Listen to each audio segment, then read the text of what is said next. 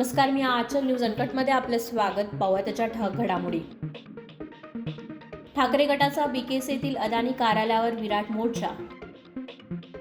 अधिवेशन संपताच मंत्रिमंडळ विस्तार. अजितदादा गटाला आणखी एक कॅबिनेट, 2 राज्यमंत्रीपद वाटायला येण्याची शक्यता.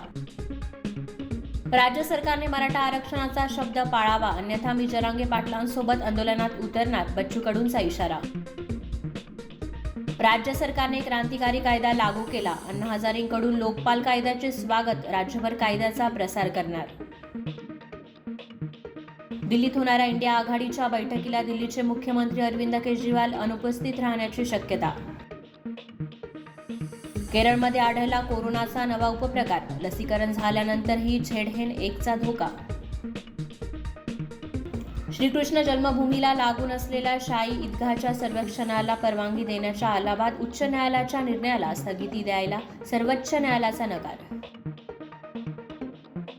अरबी समुद्रात भारतीय नौदलाची मोठी कारवाई. समुद्री चाच्यांकडून अपहरण झालेल्या जहाजाला सोडविले. अॅनिमलची बॉक्स ऑफिसवर कमाल. 15 दिवसात 790 कोटींची केली कमाई.